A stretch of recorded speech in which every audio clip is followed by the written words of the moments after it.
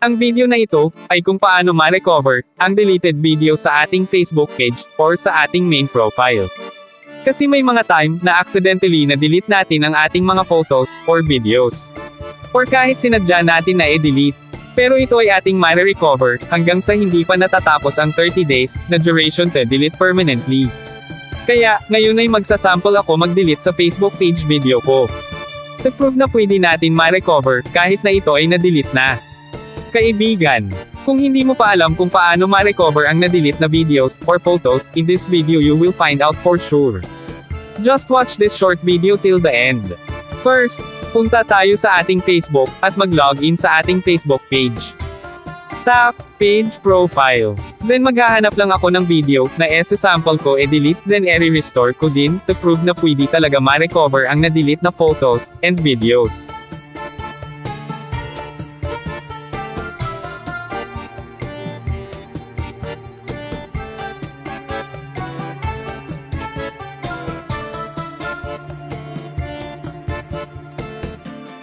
Now, hanapin lang natin ang Move to Trash button, then tap natin.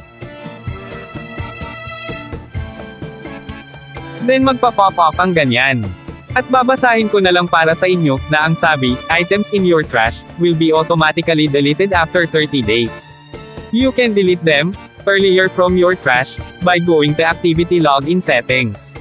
If your live video was added to your story, it will be removed from your story immediately. Then, tap ang Move.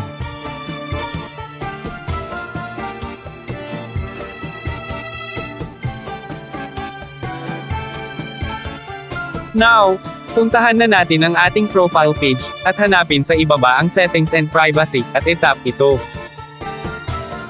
Then, tap lang natin ang Settings. At this time, hanapin natin sa ibaba ang activity log para i-tap ito.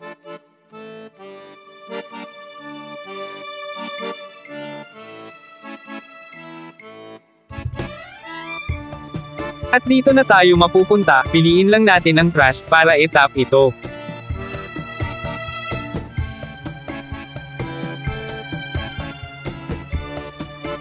Now, makikita na natin, ang video na dinilit ko kanina, at itong iba pa, na na-delete ko na sa una pa ng mga araw, iyon.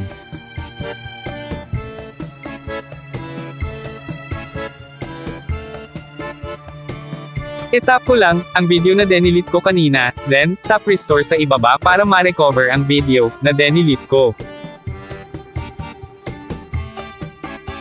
Tap, restore again.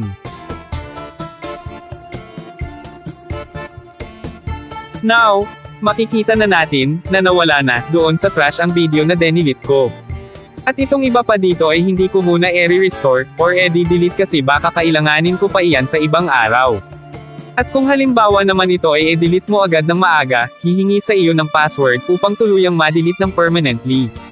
But in my case, hindi ko muna ito i-delete, antayin ko na lang na automatic ma-delete after 30 days of duration.